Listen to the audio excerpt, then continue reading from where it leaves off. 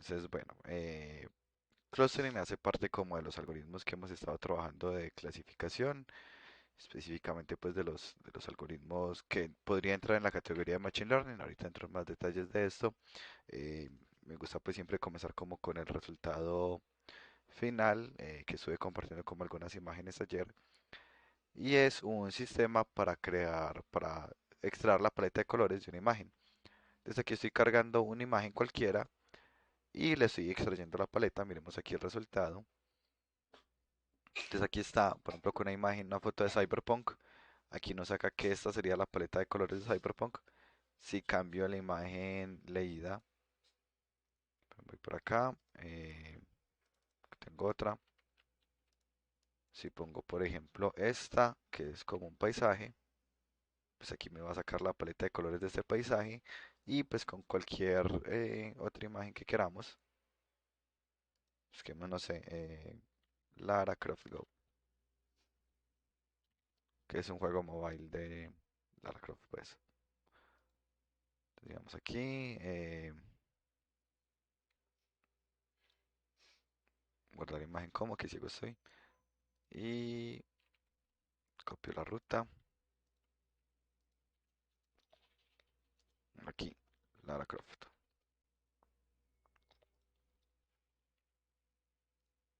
Y hacemos lo mismo. Y aquí está la extracción de la paleta de colores de este de acá.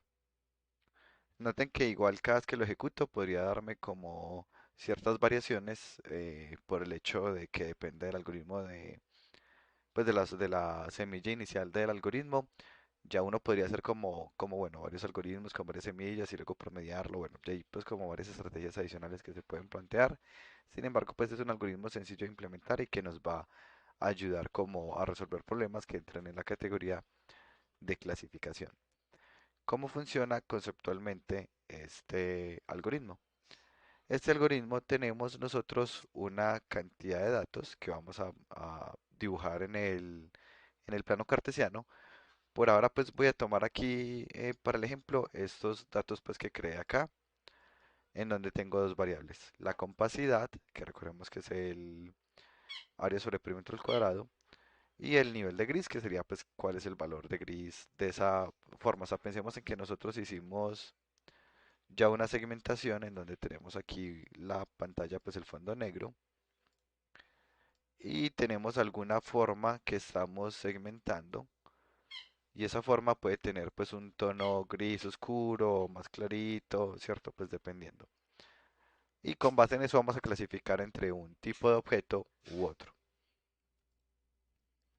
Entonces estamos tomando estos dos descriptores o features, pues que sería el nombre en inglés, compacidad y nivel de gris. Y vamos a dibujarlos en un plano cartesiano. Entonces el eje X me representa la compacidad y el eje Y me representa el nivel de gris. Que modifique las escalas, pues el nivel de gris va de 0 a 155. Sin embargo, pues si lo ponía hasta 155, pues quedaría súper alto respecto a ese que va de 1 a 2. Así que este valor pues de acá está escalado. Eh, pues aquí iría hasta el 100, aquí iría hasta el 200, aquí hasta el 255, aquí va hasta el 1, aquí va hasta el 2. Simplemente fue pues para ayudarme con el dibujo. Y los vamos a poner para hacer esto visual, pero pues no necesariamente uno tiene que graficarlo. De hecho, uno podría tener tres datos, entonces ya es tridimensional, pero ¿qué pasa si tengo 4, 5, 6, 7, 8? Pues ya no podría graficarlo. Pero el algoritmo sigue funcionando, pues esto es un algoritmo que funciona para n dimensiones sin ningún problema, solo que por temas visuales pues utilice dos. Entonces supongamos que estos son los datos que yo tengo para entrenar el sistema. Tengan algo en cuenta, clustering, que es el algoritmo del que estamos hablando, clustering es un algoritmo que entra en la categoría de no supervisado. Es decir, que yo no tengo que entrenarlo diciéndole la respuesta, a diferencia de los dos que vimos anteriores, que era el de árbol de decisión y redes neuronales. En redes neuronales nosotros necesitábamos pasarle datos de entrada y la respuesta para que se entrenara. Aquí, como no es supervisado, nosotros no tenemos que pasarle la salida. Digamos que él automáticamente va a llegar a ella. Esa es la diferencia y por eso es un algoritmo no supervisado. Así que cuando lo vamos a entrenar, solo le pasamos los datos. ¿Qué si necesita el algoritmo que le pasemos? Que le digamos cuántas categorías son.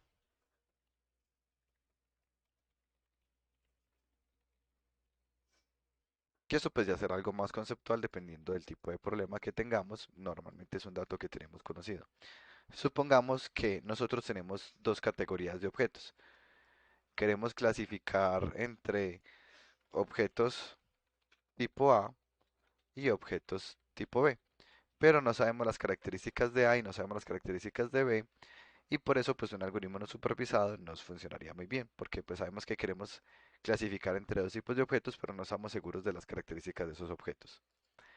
Inclusive esos objetos tipo A podría ser, por ejemplo, fondo y frente. Queremos hacer un algoritmo para eliminar el fondo de tela verde y que lo demás me quede categorizado. Entonces en el clustering tendría dos clases, qué parte pertenece al fondo verde y qué parte no pertenece al fondo verde.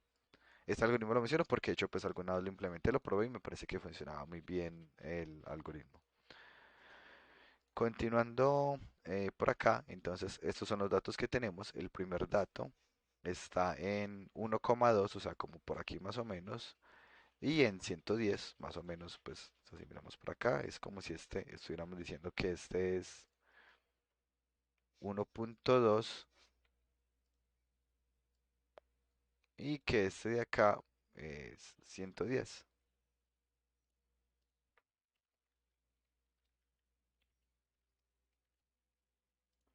Sería algo como esto. Y bueno, pues asimismo cada punto, pues de esta tabla lo grafique aquí, siguiendo pues como esta misma lógica, en dónde está en X, dónde está en Y, y ahí se ubica el objeto.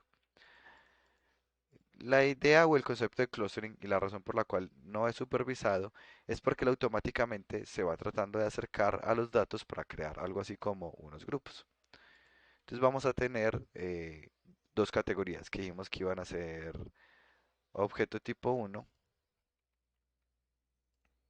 Aquí la respuesta es 2, digamos objetos tipo uno y objetos tipo 2. Y ya acá entonces como son dos objetos que vamos a clasificar, lo que va a hacer el algoritmo es que nos va a crear algo que se conoce como clúster. Nos va a crear específicamente dos clústeres. Digamos un clúster, pues son aleatorios, digamos un clúster por acá y otro clúster por acá.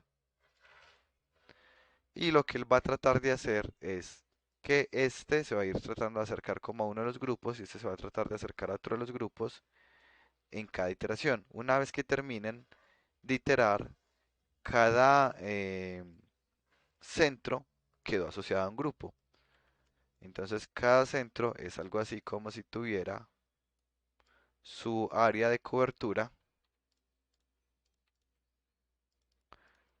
algo como eso, pues porque son distancias, por lo tanto pues el comportamiento es radial y así. Y ya una vez que terminó de entrenar, él básicamente dijo, los datos que estén aquí pertenecen al grupo uno y los datos que estén aquí pues pertenecen al grupo 2. Cuando llega un dato nuevo, supongamos que este de aquí es un dato nuevo, en el que yo ya no quiero entrenar, sino que ya quiero es clasificar con este dato nuevo cuando entre, lo grafico y digamos que quedó por acá. Se calcula la distancia entre el dato nuevo y el clúster, pues y el centro, y se calcula la distancia entre el dato nuevo y el otro centro. Si está más cerquita de este, pues se dice que pertenece a este grupo, y si está más cerquita de este, pues se dice que pertenece a este grupo. Y así es como funciona la clasificación. Retomando entonces, tenemos tantos clusters o centroides como categorías. Si queremos hacer dos categorías, pues nos va a crear dos centroides. Los centroides empiezan en unas posiciones aleatorias, pero a medida que el algoritmo va iterando, los datos se van acercando al centro de cada grupo de datos. Una vez que terminan de iterar y llegan como al centro, cualquier dato nuevo puede ser clasificado entre grupo uno o grupo 2, calculándole la distancia. Si este dato está por acá, pues como está más cerquita de este grupo, pues va a quedar en el grupo uno. Pero si este dato estuviera por acá, que está más cerquita del grupo 2, pues se diría que pertenece al grupo 2. Y así ya cualquier dato nuevo que llega, podemos clasificarlo entre uno u otro. ¿Qué dudas tienen hasta acá?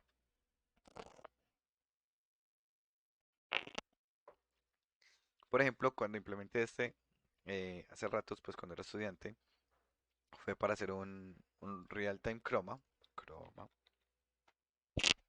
eh, que pues todos deben estar familiarizados con esto, es pues poner la tela verde y que se reemplaza la tela verde por alfa básicamente.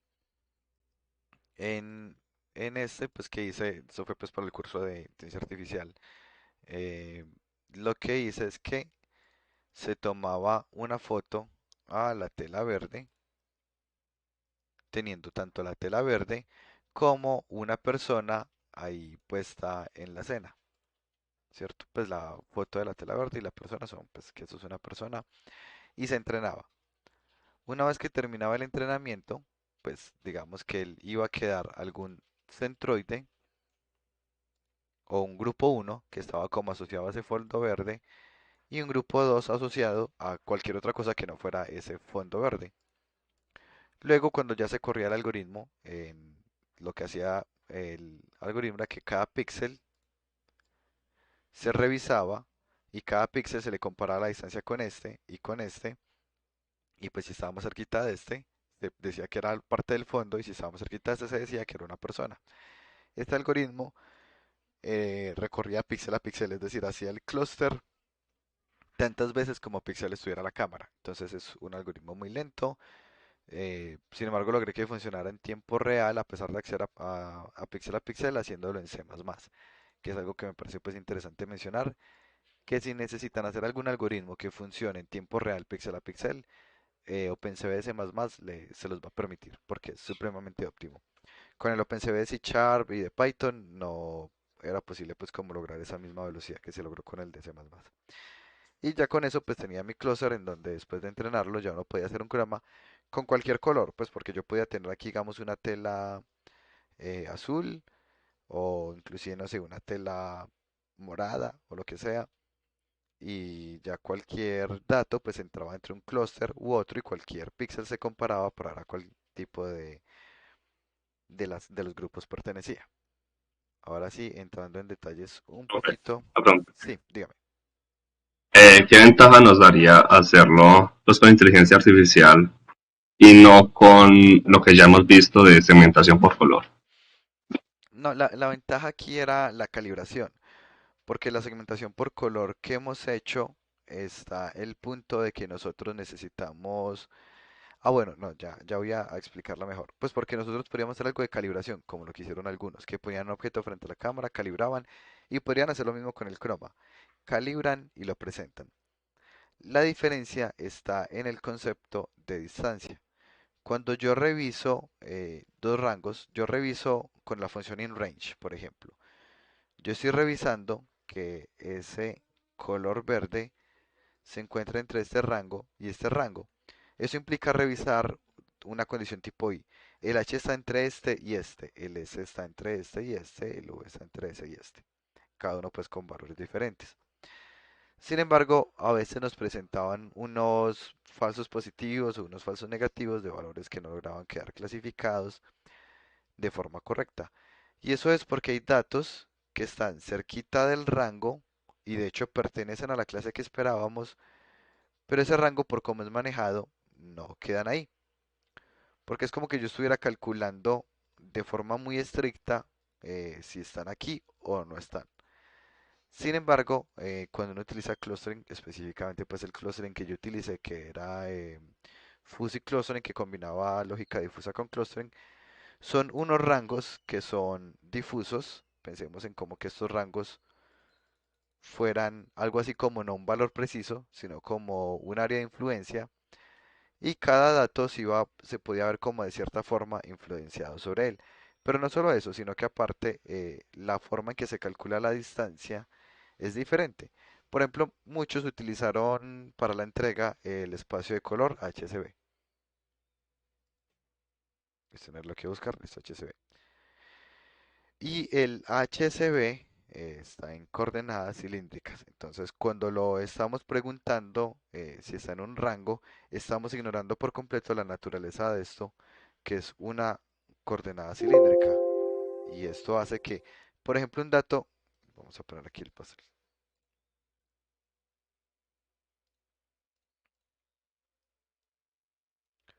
Miremos este dato que voy a poner aquí en negro. Este dato, por ejemplo, puede que esté muy cerquita del amarillo, que era el objeto con el que yo iba a interactuar. Pero resulta que justamente el rango de amarillos me quedó entre este y este. Y hay cero tolerancia con eso. Este píxel simplemente quedó por fuera. Y por ejemplo puede que cumpliera inclusive con la saturación, pero como son tres condiciones tipo I, al no cumplir con el tono ya no sirve. Pero ¿qué tal entonces si no lo hago con estos rangos como tan estrictos, sino con unas distancias? Supongamos que al yo calibrar el amarillo con el que voy a interactuar me da este puntico que acabo de poner acá. Y yo lo que hago es calcularle la distancia y digo, ve, efectivamente este punto está muy cerquita. Aún más interesante, hay un problema con el rojo. El rojo tiene un problema, es que está en el cero y está en el 255. Calibrar con rojo suele ser problemático, porque si yo digo está en el rango desde cero hasta 10 y por acá había un píxel en 254, que si miran es muy parecido, efectivamente sigue siendo rojo, pero no quedó por fuera, no quedó dentro del rango. Pero cuando yo le calculo la distancia, porque clustering funciona por distancia, la distancia de coordenadas cilíndricas va a ser que esté 250 y este cero menos una distancia muy cortitica, porque al estar en coordenadas cilíndricas, él sabe que realmente esos datos son lo mismo. No sé, Juan, si por ese lado me he hecho entender. Si todavía no es claro, no hay problema, volví y explico con otro ejemplo. Así, todo claro. Y pues ese último ejemplo del rojo, eso nos pasó pues mientras estábamos haciendo el algoritmo y calibrando con el rojo. Súper bien, ese realmente es un problema, por eso uno evita mucho el rojo en HSV, por ese problemita de que el rojo puede estar en cero, pero puede estar en 250 y algo, y si uno mira el rango sería muy grande. Probablemente es porque uno tendría que trabajarlos en coordenadas cilíndricas y no en coordenadas cartesianas. Pues uno haría trabajar en, dependiendo del espacio de color, debe considerar las concepciones matemáticas de eso. Un in range en HSV no funciona muy bien. Claro, lo utilizábamos porque es muy fácil de utilizar, porque apenas estamos aprendiendo, pero un in range no sería lo correcto. O un in range, pero personalizarlo para que el rango se ajuste considerando que esto es una curva. En este caso, pues el que yo hice, claro, encontraba el centroide del verde de interés y cualquier píxel que entrara se le sacaba la distancia y funcionaba mucho mejor. Claro, ¿cuál era el problema? Que al hacer eso en tiempo real, pues es muy costoso y, y finalmente pues habrán otras soluciones que sean más eficientes. ¿Alguna pregunta de pronto adicional antes de continuar por acá?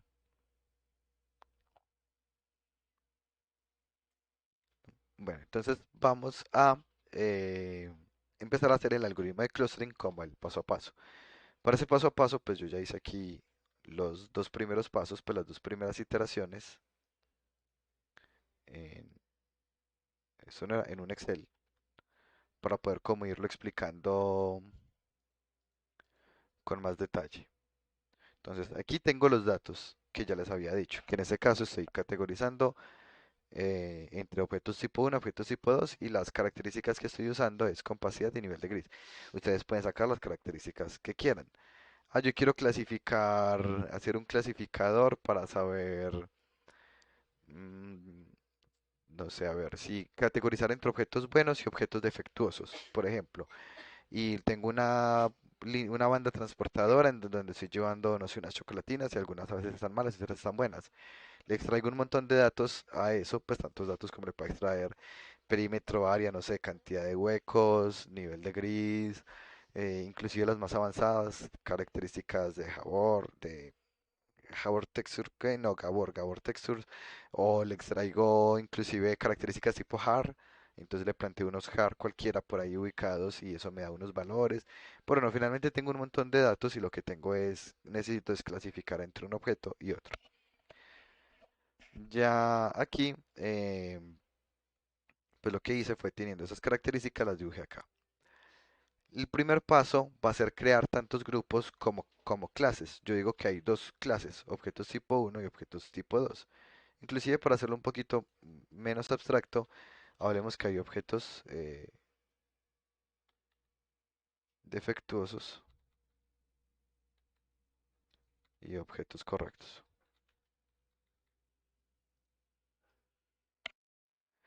Listo. Ahora, todavía no sé cuál categoría va a ser cuál.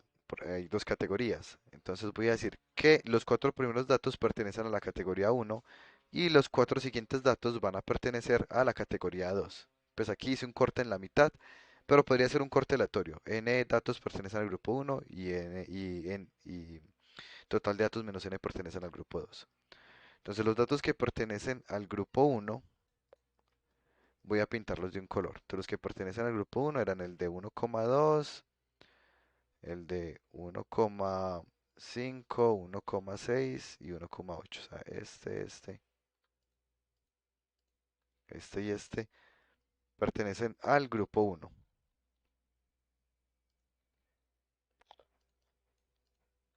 Y pues este pertenecen al grupo 2. Esto pues aquí fue hecho completamente aleatorio, o sea, pues esta primera parte no tiene por qué estar bien desde el inicio. Todos esos métodos que son iterativos pues van a funcionar haciendo como diferentes pasadas. Entonces ya tengo cuáles datos pertenecen al grupo uno y cuáles datos pertenecen al grupo 2. Ahora, de forma aleatoria voy a ubicar dos centroides. Digamos que el centroide uno que digamos representa los datos uno va a estar ubicado en 2,255, o sea, está como por acá.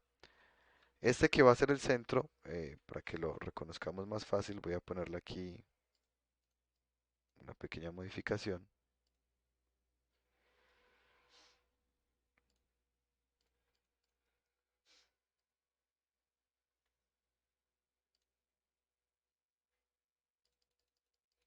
Es que va a ser el que está como difuminado.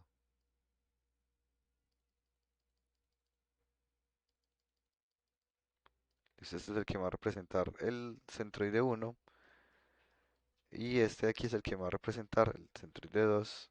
Eh, yo hago lo mismo.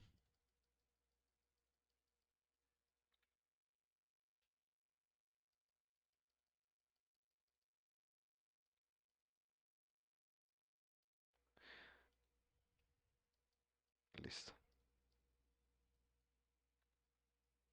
Entonces dice por acá que el dato del centroide uno aleatoriamente quedó en 2,255, o sea, por acá. Y que este dato quedó por acá en 0,0. Pues aquí los datos supuestamente aleatorios, pues los elegí convenientemente muy lejos para el ejemplo, pero realmente pues no importa. O sea, pudieron haber quedado cerquita. Lo que va a pasar es que se va a demorar un poquito más de iteraciones, pero no es problema pues. Entonces por acá tengo el centroide que me representa los datos del grupo uno y el centroide que me representa los datos del grupo 2. Y eso todavía estamos aquí en la primera iteración. ¿Cuál es el siguiente paso? Empezar a mover esos centroides para que me representen mejor los datos que yo tengo. ¿Cómo se van a mover? Se va a tomar se va a tomar el centroide y se va a promediar con el primer dato, que era este de acá, el de 1,2,110, que es el primer dato del grupo uno. Y se hace el promedio tal cual, o sea, si miran aquí en el Excel, lo que hice fue tomar el dato uno, que era 1,2, y sacarle el promedio junto con el clúster, que era ese que está ubicado aquí en 2. Entonces, como le saco el promedio, pues va a ser como moverlo a la distancia que está en la mitad entre este y este. Pues pensémoslo como algo como esto.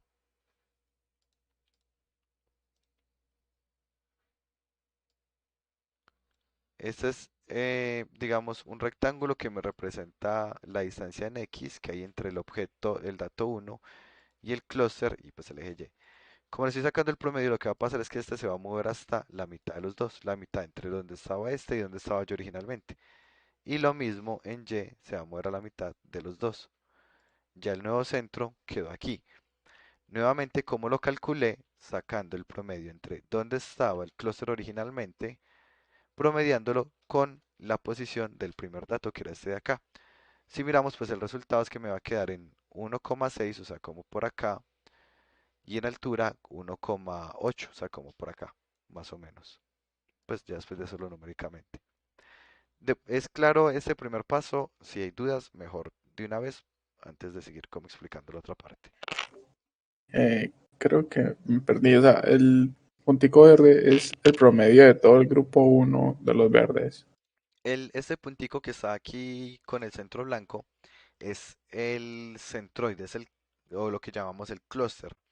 Es el dato que va a quedar, que debe quedar en toda la mitad de los datos que van a pertenecer al grupo uno.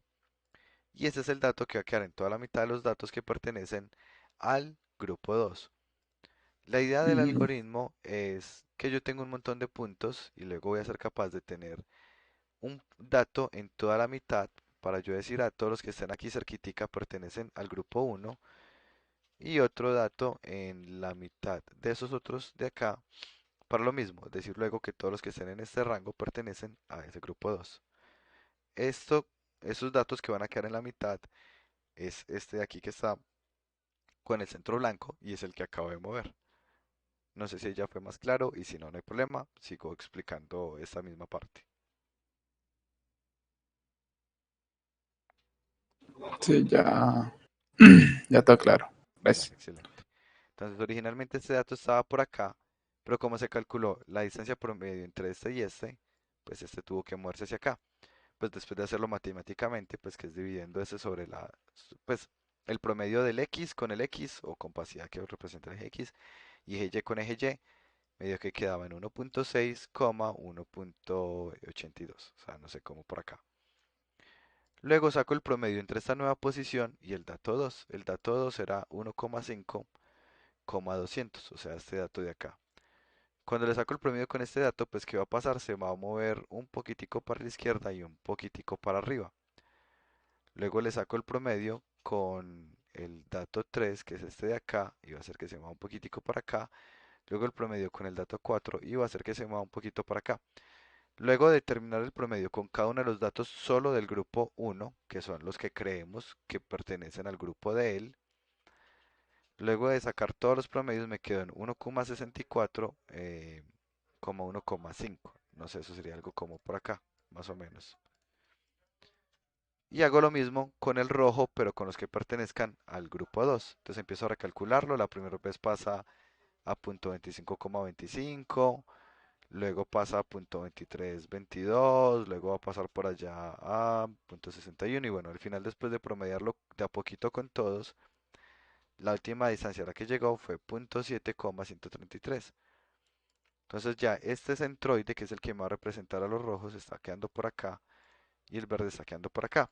Aquí uno podría decir, pero nosotros, ¿por qué asumimos que esos datos pertenecían al grupo uno y calculamos este con esos datos? Y eso podría ser una hipótesis errónea.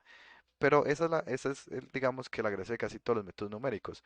Empezamos con decisiones aleatorias y esas decisiones aleatorias, a medida que vamos iterando, se van haciendo cada vez más ciertas. Y es precisamente eso lo que vamos a hacer acá. Ya calculamos el nuevo centroide. ¿Qué vamos a hacer ahora? Vamos a cambiar la hipótesis. Ya yo no sé si esto realmente pertenecía al grupo uno o no. Vamos a recalcularlo o a replantear esa hipótesis de cuáles pertenecen a cuál grupo con estas posiciones nuevas.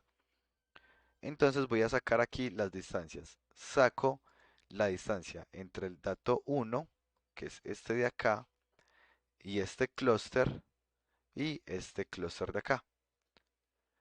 Y con base en esto, por ejemplo, la distancia de este hasta aquí me da 42 y la distancia de este hasta aquí me dio 23. Como resultado, como este dato está más cerquita de este clúster, se cambia de bando. Entonces este ya pasa a ser rojo.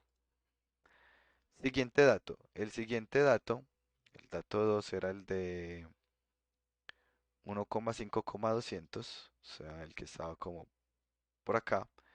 El dato 2 vuelve y calcula la distancia a este y a este dice, no, yo estoy en el grupo correcto. Entonces ya evaluamos este que era el dato uno y ya evaluamos este que era el dato 2. Dio los marcados del inicio, no cae en cuenta. Luego vamos al dato 3 que era el de 1,8,220, o sea, este de acá. El dato 3 sigue estando más cerquita de este clúster, así que el dato 3 se va a quedar en el grupo 1. Vamos al dato 4, que es este de aquí. Y el dato 4, eh, que es 1,6. Ah, no, no es este. Dato 4 era 1,6 y 100. Ah, no, sí parece ser este, solo que parece que lo ubiqué más para la derecha de lo que me imaginaba. Pero este dato, pues de hecho tiene menos distancia a este, numéricamente hablando, pues visualmente me quedó como muy corrido. Pero luego de hacerle el cálculo de distancia, ya que es más cerquita de este, aquí pues voy a mover esto simplemente para poder que se note lo que estoy diciendo, está más cerquita de este que de este y por lo tanto este va a pasar a ser de este grupo. Y lo mismo, pues finalmente, luego de calcular todas las distancias, los datos quedaron en grupos que no necesariamente eran los grupos originales. Por ahora vamos a suponer que este quedó en este grupo, este en este grupo y este grupo así. ¿Y qué sigue ahora? Con los nuevos grupos, vuelvo y recalculo los centroides. Entonces vuelvo y promedio este con el primer dato del grupo. Entonces digamos que se mueve más para acá, luego este lo jala para acá, este lo jala para arriba, este lo jala para la izquierda, este me va a jalar digamos para abajo, luego para acá y así. Y ya aquí quedó el clúster en otra posición. Luego, mismo cuento, vuelvo y calculo la distancia entre cada dato y el clúster para saber si se quedan en el mismo grupo o si variaron de grupo. Y hago eso muchas veces. Entonces uno puede decir, ah, lo voy a hacer durante 500 iteraciones. O no lo voy a hacer limitándome por iteraciones, sino que lo voy a hacer hasta que nadie cambie de grupo. O lo voy a hacer hasta que los cambios de grupo sean muy corticos. O lo voy a hacer el algoritmo hasta que las distancias que se mueve el clúster son muy bajitas, ya casi como que no se está moviendo. Ya el criterio de parada pues dependerá de las decisiones que uno tome.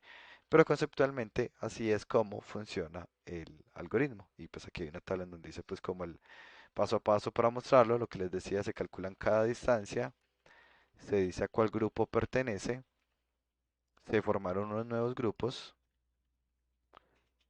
y se empieza a mover con esos nuevos grupos que se formaron, se empieza a mover el nuevo centroide a la nueva posición. Pues si miran, es un algoritmo tan sencillo que uno literalmente pues podría hacerlo en Excel, por ejemplo. Pues sin utilizar macro ni nada complejo, sino aquí mismo con las casillas. Eh, Preguntas hasta acá.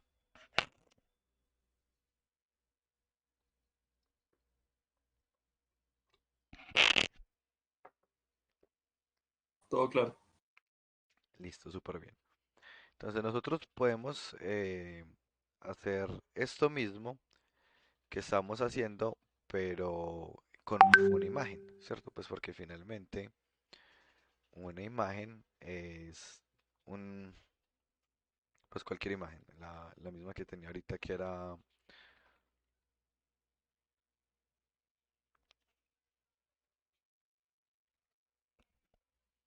esta acá.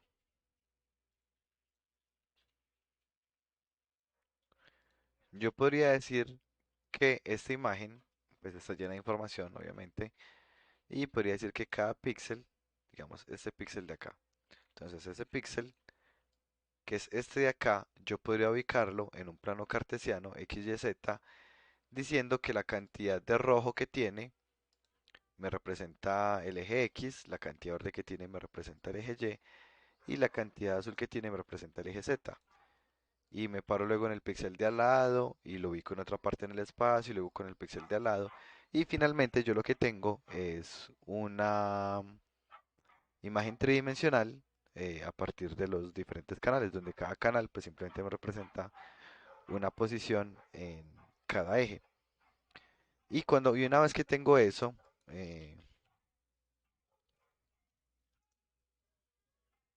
voy a tener algo como eso, un montón de datos en el espacio. Pues pensemos en que eje X es cantidad rojo, eje Y cantidad de verde, eje Z cantidad de azul y cualquier píxel de aquí, todos los píxeles por orden de aquí los fui planteando acá. Entonces este de aquí es un píxel que tenía digamos, no sé, 200 de rojo, 200 de verde y 100 de azul. Y quedó en esa parte del espacio. Pues así finalmente yo puedo poner como todos los píxeles en una posición del espacio. Y si yo quiero sacar la paleta de colores, que fue el ejemplo que les mostré, pues yo puedo decir, yo quiero una paleta de colores de 5 colores. Entonces me va a ubicar 5.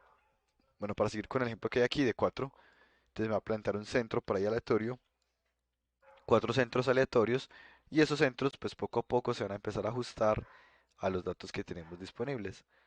Y al final ya tengo los centros que me clasifican cada uno de los grupos.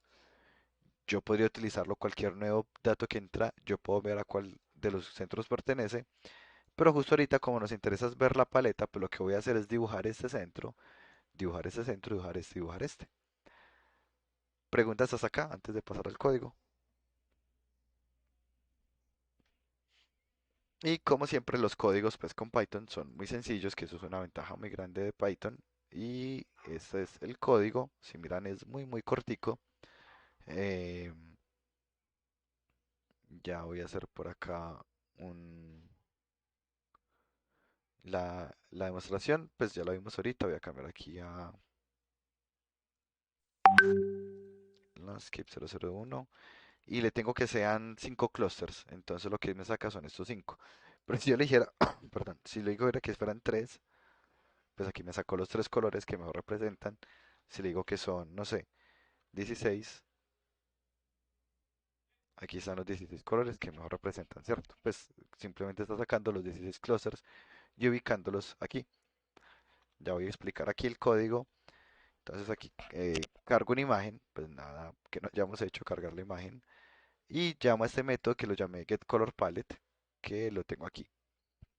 Entonces nosotros dijimos que la misma imagen va a ser los datos que van a alimentar el clustering, considerando que el descriptor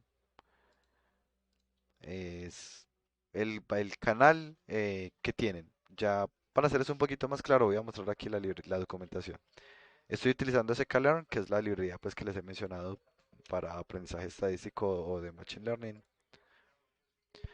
Y él aquí tiene el clustering, tiene muchos tipos de clustering. Nosotros pues de hecho debemos elegir un tipo de clustering u otro dependiendo de la naturaleza del problema. El que yo utilizo es el más básico que se llama min batch k-means, que es el que les expliqué ahorita matemáticamente hablando. Pero hay muchos otros. Hay unos que se llaman min chief, spectral clustering, Ward, Agglomerative, Optics, bueno, hay muchos. En términos generales, dependiendo de los datos, si tiene un comportamiento más como cúbico, más esférico, más cilíndrico, uno u otro clúster nos podría servir más. Si miramos, por ejemplo, aquí nos ponen los datos en diferentes tipos de distribuciones. ¿Cómo qué pasa si los datos se comportan así, los otros datos así? con, pues no, perdón, si todos los datos son estos, ¿cómo va a quedar con ese tipo de clúster? Va a clasificar medio grupo aquí, medio grupo aquí. Si lo hacemos con Spectral Clustering es diferente porque Spectral Clustering trabaja unas distancias que son más pensadas como en radiales y por lo tanto nos dijo que ese era el grupo uno y que sea fuera del grupo 2. Por ejemplo, si vamos a utilizar algo como HCB, podría ser que Spectral Clustering nos sirva más que Min Batch Clustering, que es un poquito más como distancias lineales. Y bueno, pues digamos que hay diferentes métodos para esto. Cuando nosotros hacemos el clustering, si miramos aquí un ejemplo, bueno, aquí está la explicación del paso a paso, toda la matemática pues detrás de esto, y lo que quiero ver es un ejemplo, pero creo que lo tiene acá, pero creo que podría empezar con un ejemplo más sencillo. Eh, Creo que todavía tengo el ejemplo abierto en otro. No, bueno.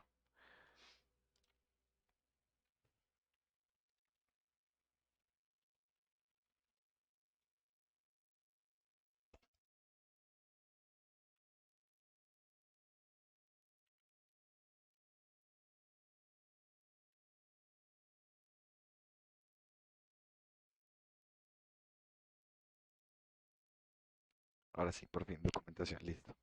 Entonces miremos aquí, lo que uno hace para alimentar el clúster, a diferencia de la red neuronal, es que uno le pasa los datos y la salida. Aquí uno solo le pasa los datos.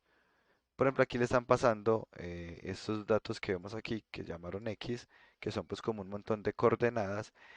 Y notemos que la forma en que se las están pasando es que le pasan como dato uno, dato 2, dato 3, dato 4, dato 5, pero todo está en forma de un arreglo. Es como si le pasáramos un arreglo muy largo en donde adentro de dentro de ese arreglo grande están los datos. Si tenemos dos características, pues este arreglo grande está hecho por arreglos pequeñitos que son de dos datos. Entonces, como si esto fuera algo como esto,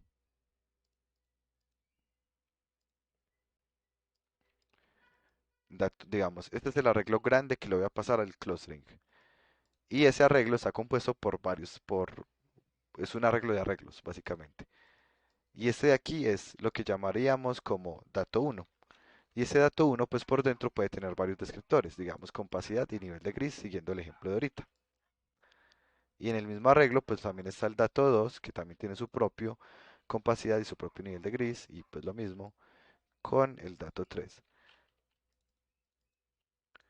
¿Cuánto tamaño tiene este arreglo de aquí? Pues tantos como datos yo tenga disponibles para entrenar el sistema. ¿Y cuántos datos tiene cada subarreglo? Pues depende de la cantidad de características que yo elegí para la clasificación. Que podrían ser, estoy clasificando y aquí lo que le pasé en el dato uno fue un hard cascade, aquí otro hard cascade, aquí otro hard cascade, de aquí el perímetro, aquí la compacidad o lo que sea, pues son diferentes datos que podemos usar. Para este ejemplo, los datos que le quiero pasar es cantidad de rojo, cantidad de verde y cantidad de azul.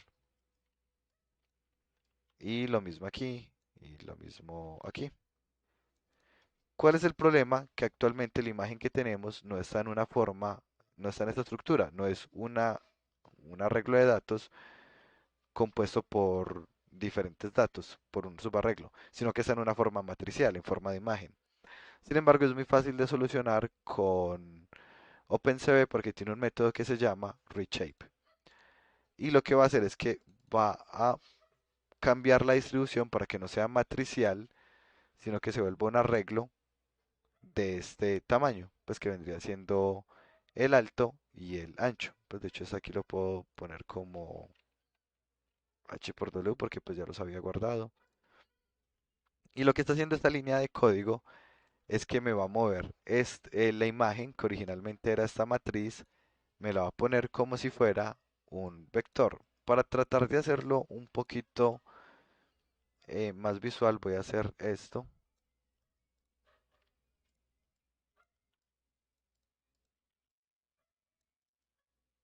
No me demoro. Eh,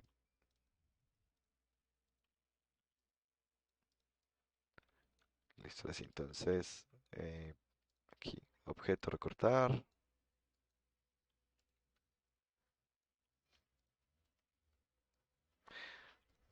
Creo que le estoy dando clic a lo que no es. eh, objeto, recorte, aplicar.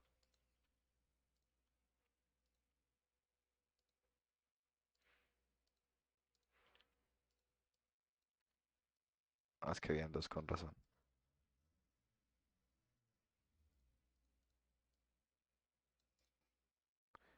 Y lo mismo aquí, objeto, recorte, aplicar.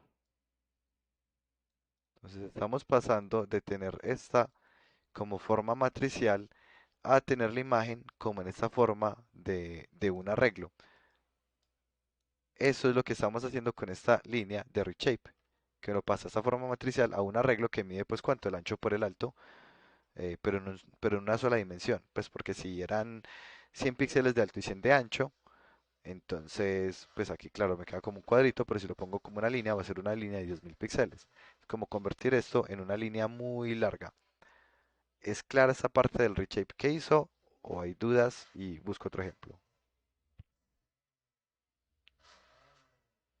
No hay dudas, súper bien. Entonces, ya que lo tenemos en esta forma de vector, ya pues de hecho está en esta forma. Porque resulta que cada uno de estos, pues cada píxel tiene su valor RGB. Así que ya tenemos, eso es un arreglo largo y cada píxel internamente tiene tres datos, cantidad rojo, cantidad verde y cantidad azul. Ya eso está listo para que lo pasemos al clustering. Ahora creamos un clúster, acá es donde definimos el tipo de clúster que vamos a usar. Si lo queremos cambiar es muy fácil porque aquí simplemente en vez de decir min bash camins, pues podríamos utilizar otro diciendo, ah no, ya voy a hacer un min shift o un spectral clustering, lo que cambiaría es aquí en el constructor, pero pues lo podemos cambiar muy fácil, hacer pruebas, ver cuál nos funciona mejor. Y acá, como parámetro, él puede recibir varios parámetros, como si va a ser aleatorio o no, cuántas iteraciones. Por ahora estoy utilizando la sobrecarga más sencilla, que me permite definir cuántos clusters voy a tener, que es este atributo que yo puse aquí como un 5. Entonces aquí le estoy pasando un 5. Luego utilizo, ya que creé el objeto tipo cluster, voy a utilizar el método que se llama fitPredict. Hay fit, hay predict y hay fitPredict. El fitPredict lo que hace es que eh, entrena el algoritmo, es decir, mueve todos los centros con lo que acabamos de ver, pero adicionalmente, de una vez a las características las que tokeniza, o sea que él sabe si el primer píxel pertenece al grupo uno o al grupo 2 o al grupo 3, sabe dónde está la posición del grupo uno y así. Pero realmente yo aquí puedo haber utilizado solo el fit para este ejemplo. Esto es para el ejemplo que voy a hacer ahorita, pues para una modificación que voy a hacer a este código. Entonces ya le hice aquí el clúster, ya logré encontrar los centroides y yo puedo acceder a ellos con el objeto tipo cluster.clusterCenters. Y esto lo que me da son todos los centroides. Esto es un arreglo pues porque son tantos, miremoslo aquí, que se llama, yo lo guardé como output. Y estos son los diferentes clusters que quedaron, pues ahorita el último ejemplo que ejecuté fue el de 16, por eso quedó tan largo. Voy a ejecutar aquí el de 5 para poder que miremos aquí este. Y aquí están los 5 clusters que él creó. Entonces este es un clúster, otro, otro y otro. Cantidad rojo, cantidad verde, cantidad azul. Y ya esto, pues esto tiene decimales porque pues el clúster trabaja con distancias, mueve con flotantes. Entonces le hago un cast entero sin signo, pues en las types para poder convertir el tipo de dato y lo retorno. Ya que estoy haciendo con eso que estoy retornando, que eso ya sabemos que es una matriz, perdón, es un vector con tres posiciones cada uno, bueno, es lo mismo que una matriz. Ya lo que voy a hacer es visualizarlo. Para visualizarlo, voy a crear una imagen de unos. Esa imagen mide 150 píxeles de ancho por 150 píxeles de alto y tiene tres canales. Esto pues simplemente es para visualización. Yo elegí 150, pueden cambiar pues el número que quieran. Y como es una matriz que tiene unos, cuando yo la multiplico por cualquier color, pues me va a quedar de ese color porque cualquier color multiplicado por uno me da el mismo color. Entonces la multiplico por el output, que ya sabemos el output y cuando i valga cero, pues me va a dar este color de acá, 195 de rojo, 178 de verde y 137 de azul. E imprimo la imagen, la llamé i, pues para que no todas quedaran con el mismo nombre. Le puse el mismo nombre de ese, pues porque i vale cero, entonces la primera imagen se va a llamar cero, la siguiente uno, 2 y 3. Y ya para que me quedaran como ordenaditas de izquierda a derecha, utilizo un método que se llama moveWindow. Le paso el nombre de la ventana que quiero mover y a qué posición. Todas las puse en la posición 100 en Y, pero cada una en X la fui moviendo. La primera ventana pues va a estar en la posición cero, la segunda ventana que es igual a uno pues va a estar en la posición 150, la otra va a ser I2, va a estar en la posición 300 y así. Y ya las esto con todas las objetos de la paleta. Luego se queda esperando una tecla y finaliza. Ese es el código. ¿Qué dudas tienen del código?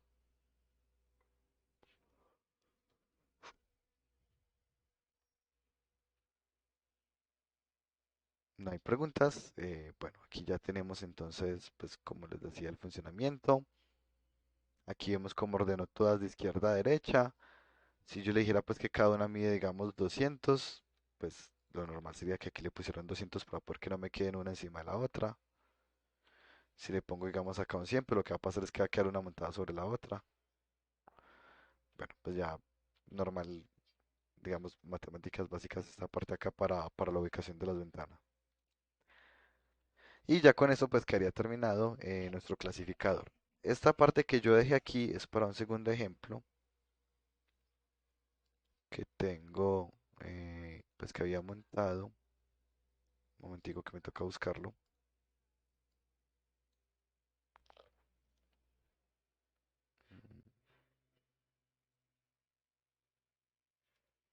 Y voy a hacer el siguiente cambio. Y es que yo quiero ver cada píxel en cuál clúster quedó. Entonces voy a crear, voy a sacar una copia de este código para no dañar el original. Cluster example 2. Entonces voy a aprovechar que ya cada píxel fue clasificado y voy a decirle aquí que la paleta me la haga para todos los píxeles que fueron clasificados. Ya vamos a ver el resultado para que quede un poquito más claro esto primero. Y lo que estoy retornando aquí son los clusters, pero digamos evaluando cada píxel. Pero le voy a hacer aquí un cambio. Voy a decirle que me la haga un reshape. Y voy a hacer como el proceso opuesto al que había hecho aquí. Yo aquí había convertido una matriz en un arreglo. Y aquí voy a convertir un arreglo en una matriz que tiene una altura h, un ancho w, que era el de la imagen original, y tiene tres canales. Entonces ya aquí tengo un arreglo súper largo en donde tiene cada píxel de entrada a cuál clase pertenecía. Pero ahora los estoy volviendo a ubicar en forma matricial. Y ahora este palette yo podría literalmente visualizarlo con IMShow porque ya tiene la forma de imagen de ancho por alto por 3. Y aquí quedó. Entonces aquí está la imagen original, aquí están los clusters pero visualizados donde cada dato a cuál clúster pertenece. Pues digamos que aquí lo que podemos ver es que todos estos quedaron agrupados en el mismo dato. De hecho, me va a tocar hacer los dos para que no sea, para hacerlo más visual. Voy a ponerle el nombre de este de palette y es el de output.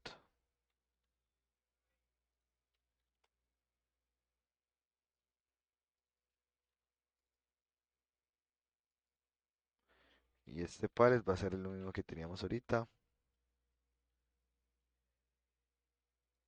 Y pues voy a aprovechar que esto permite retornar varias cosas.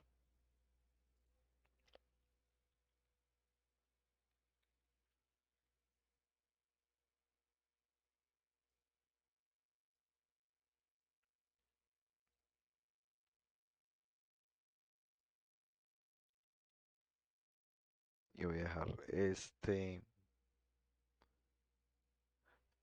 aquí también. Entonces lo que quiero es visualizar tanto la paleta como visualizar la imagen. No sé si me habré equivocado ahí. Sí, sí, me equivoqué. Cuando se bloquea, que se queda la ventana abierta, ustedes pueden ejecutar aquí este código aquí en la consola, destruyó el Windows y ya, pues para no tener que volver a cerrar la consola que es más lento. Bueno, entonces ya voy a mirar qué pasó. Entonces el output es la imagen que vimos ahorita con el reshape. El palette sí es directamente este de acá. Y en el palette eh, parece que me quedó en el formato incorrecto. Ah, ya, ya, es que aquí tendría que haberle puesto el nombre de palette para poder que funcionara.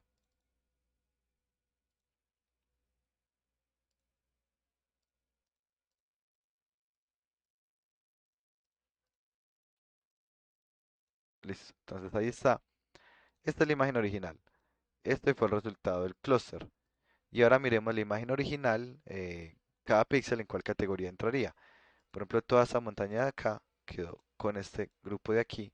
Los árboles quedaron en este grupo de acá. Esos árboles de más al frente y de por acá quedaron en este grupo. El cielo quedó una parte en este grupo rosado, igual que el agua, y la otra parte quedó en este grupo de acá. Vamos a hacer el mismo ejemplo, pero digamos que apenas fueran tres, y ahí estaría. el resultado de esos tres. O inclusive si quisiéramos como "Ay, yo quiero hacer algo eh, de 8 bits, pues algo de 8 bits, algo pues perdón, de 8 colores de profundidad, yo podría tomar cualquier juego moderno, no sé, tomemos, eh, se me olvida el nombre del juego del Samurai que estuvo popular hace un par de meses. Bueno, es que nosotros, El Ghost of Tsushima. gracias, Ghost of Tsushima.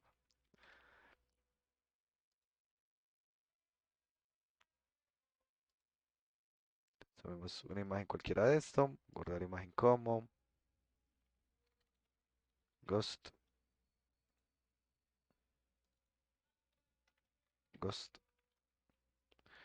Y supongamos que yo la quisiera dar con 8 colores de profundidad. Y aquí estaría el resultado. Yo estoy guardando pues la imagen para que la podamos ver bien aquí.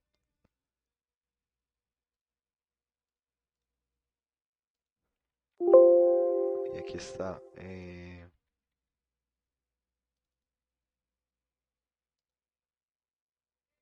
la imagen de entrada, que era esta, versus la imagen de salida, que sería esta de acá. Pues esta tiene 255 colores de profundidad y esta solo tendría los 8 colores de profundidad.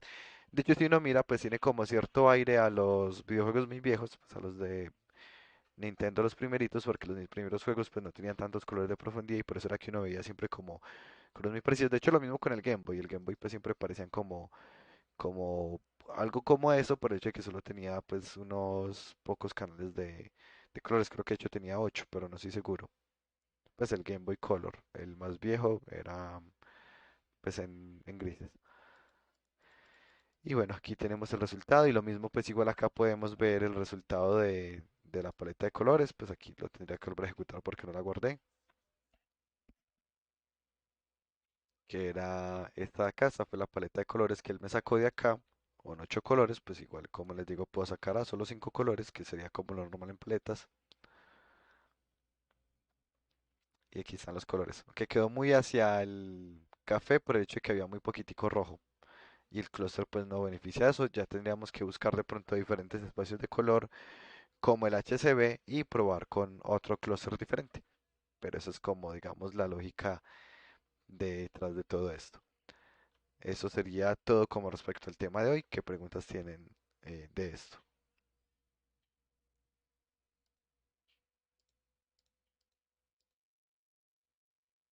¿Preguntas?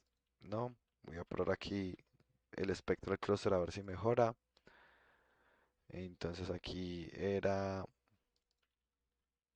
Primero voy a probar si puedo cambiar esta así tal cual o si... Lo tiene que importar. Sí, sí, ya me di cuenta, gracias. Me servía más antes de que me saliera el error, pero gracias igualmente. No me acordaba que solo había importado uno. Entonces aquí vamos a darle a importar a este de acá. Por aquí tenemos... no, pero parece que hay un resultado en el tipo de dato que él retorna. No, nos tocaría hacer algunos cambiecitos porque este Spectral Cluster funciona diferente y nos obliga a modificar un poco el código. Pero bueno, pues ya podríamos, digamos, revisar la documentación, revisar qué cambios tendríamos que hacer para este. Y la imagen antes de pasársela, pasarla, por ejemplo, a HCB, que sería lo que uno haría normalmente. Yo de hecho pues hice algún algoritmo para tratar como de sacar un pixel art de una imagen. Ya les muestro por acá el resultado. Creo que es este de acá.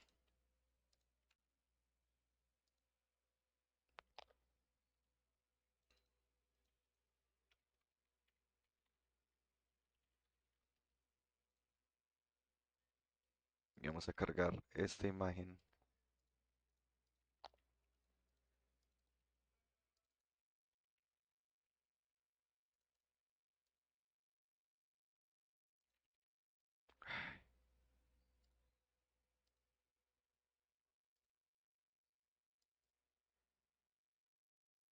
Por el parecer le hice algún cambio en algún momento